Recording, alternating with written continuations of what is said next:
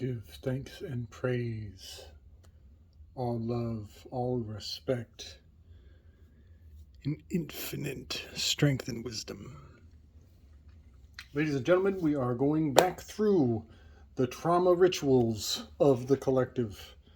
We are going to be raw as a motherfucker.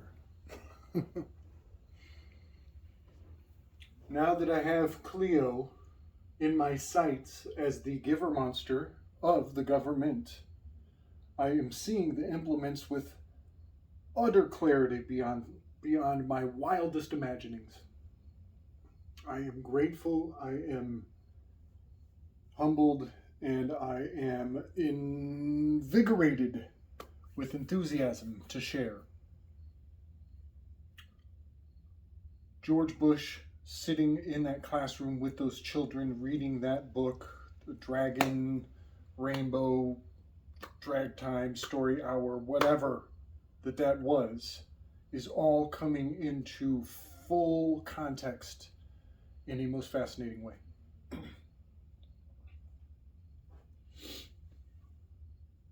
Behind George Bush, while he's sitting in that room, there is a cesta, a basket in the corner. There is an American flag that is uninfringed. He's representing an uninfringed flag. The only time I've seen that. He's sitting in front of a flag with no gold fringe. It is as though that was the opportunity for protest, as though that were the opportunity to,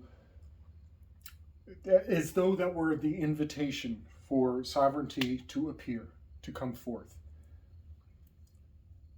He is in the position of the high priestess as he has the book in his lap. He is sitting there awaiting.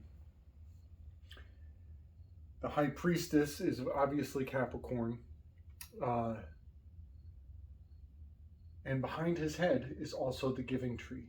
The giving tree is triggering. The towers are coming down. The giver tree gives and gives and gives until it's just a stub left over in the end. The cover art of the giver tree has the apple falling in the child's hands. It is exactly correspondent with Shel Silverstein's only other world-famous book, Where the Sidewalk Ends. Anagram to West, W-E-S-T. World Trade Center was the fall of the West. There's a million other things going on. Keys. This cover is iconic. When you see the giver tree, in the mind of all of the masses, this is the other corresponding cathode to the image behind George Bush's head. On the cover, there's the city, there's the warning sign, there's a little worm somewhere coming through the earth. The dog is stuck, but there's no fire hydrant.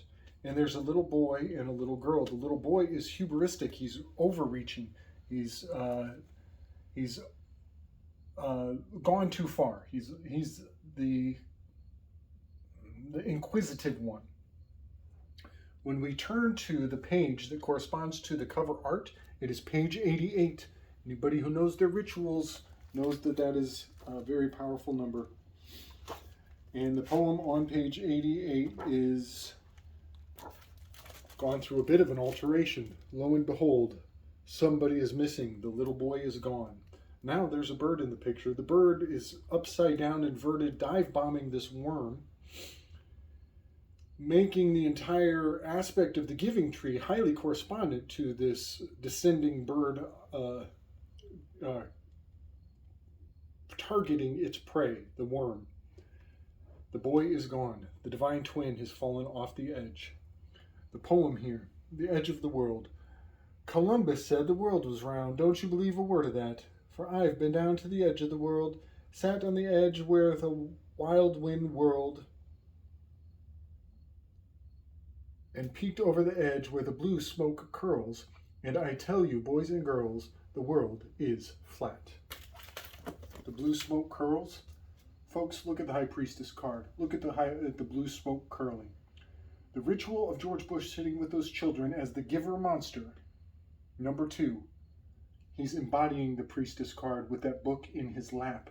The blue smoke swirls is all correspondent to all things 9/11 that day. The perspective of that poem is in Capricorn. It is correspondent to the High Priestess in that segment of the sky, but there are other implements. When Capricorn is on the stage, there are other ingredients all aligning. You get Cygnus, you get Lacerta, you get Equalis, which is their writing history with the plume, with the feather. Here is Capricornus, has the horns, and Indus constellation is in play. The Indus constellation, when you amalgamate its coterminal constellations, it boils down to the Universe card. The Universe card is collectivism. This is Carl Jung's Gotho-Daemon ring. With the Hydrus constellation, the microscopium is MIC, Military Industrial Complex. They're running drills. They're reading the augurs before they do their psychological operations. They run drills. That is an augury reader. Microscopium was a industrial drill before it was a microscope, and before that it was an augury reader. It was the Neter of the Egyptians, who is the reader of auguries. That constellation has so much significance in the collective of man, of humanity. Very exciting. So, George Bush, he's got the Where the Sidewalk Ends poem. It's a flat earth poem, clearly triggering people to question, to draw them into a perpetual state of doubt, which is the fuel that keeps scientific optimism alive, that keeps this industry alive, this priest class of the mystagogues of science. So fascinating, because In God We Trust is an anagram for Tower G in dust. G is 7 is the chariot card. G is 1 plus 6 is the tower card. You put the chariot card and the tower card together, and you get what happened on 9/11. So the fueling of scientific optimism in this mystagogue of science that is the Socratic method is a glutton for questions. We'll never, ever get enough questions answered. Very fascinating how it all boils down. And the number 7 and the number 2 are husband and wife. They're husband and wife. He's playing out this role of number 2 as a stimulus, and the reaction is a glutton of questions over here in the number 7. What the fuck with building 7? Tower 7. I'll bring a graphic forward. It is quite fascinating that it is the cover art of Where the Sidewalk Ends, which becomes a siege perilous. City, siete, edge, pero, loose. We lost one. We lost one off the edge. The divine twin has gone into the abyss. Siege perilous. Look at the Emergency Authorization Act. The fire hydrant. Fire Fahrenheit 9/11. Fucking Kierkegaard. Who became an asterisk. But also Vonnegut. Kurt Vonnegut. I always fuck up that guy's name. Vonnegut. Dan Vonnegut, whatever his name is, that author. All things, there's so much cultural baggage behind the consistency of this image that was at the all-time pinnacle of triggering events. Triggering. It's very triggering what happened that day. It was the collapse of the dollar. Triggering. All right.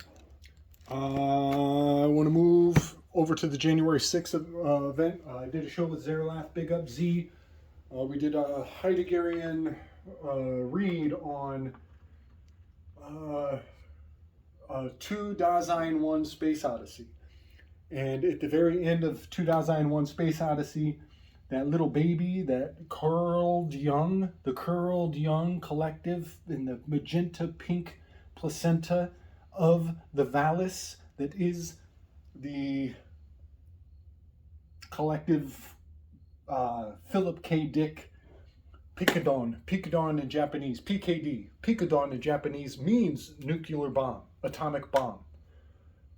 Philip K. Dick's name is a Japanese nod to a collective trauma ritual.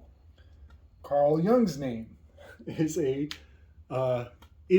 totem for the collective trauma ritual of being born. That is the message. These Gnostics want you to believe that being here is intrinsically subjugating, that you are subjugated just by being here. And I believe that we are only subjugated by our own words.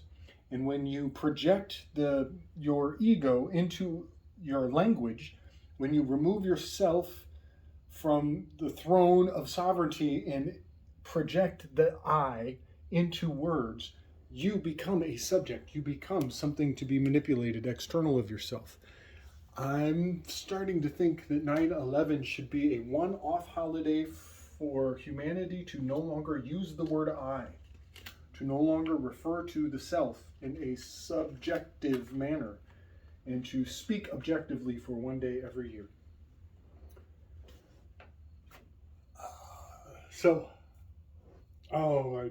Did I? No, I didn't. I'm sorry. Zerilath and I were chewing it up about Space Odyssey, 2001 Space Odyssey. Turns out Ara Altair constellation is the monolith of Space Odyssey, and Zerilath's research has brought him to the conclusion that Ara Altair is also the cell phone. The cell phone is the monolith. And that is so profound because the monolith is the podium that Ashley Babbitt's blood was spilled upon. Phoenix constellation is the gun. That is the agent who shot her. She's coming through the gates. She's coming through the Jacqueline and the Boaz. She's trying to climb through that window. He blasts her. She falls backwards. And the blood in that stairwell, the squid pack that muddies the water and clouds the thoughts for another round of infinite questions, that landed on our Altair, which is the podium, which is the touchstone that all of the muses come to speak at. And it is your cell phone. That is so profound to me, that at the Indus constellation, right there by Pavo, my favorite Pavo, the Peacock constellation,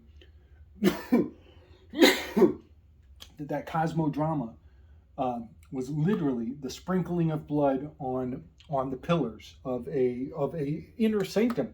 We are in Greco-Roman art. Pausanias is a author of tourist brochures. It was a guided tourist trap that happened on J6. Right here, we're in Capricorn. We're literally on the birthday of the Aeon child. Aeon is Cubacus, Ashley Babbitt. I'm inclined to say she is the priestess card, but she is really, she's really Indus, taking that hit. The priestess is a little more Chansley. It just is what it is. Because he's got the horns. Chansley is definitely more of the Capricorn. Now, the reason why the horns would be even in Capricorn also has to do with a... No, wrong graph. A birth cycle. If Chansley is inseminated under Taurus, under the double terminated Taurid meteor showers, 9 months later, boom, he pops out as a Capricorn. So it is quite apropos for Chansley to be the Cubacus of the Aeon card, because that is the birthday of the Aeon. Look it up. It's look up all the spellings of Aeon, all of them. Do some legwork for me. You'll figure it all out. You'll find the Aeon. It is Chansley on J6. So I'm gonna close that one off.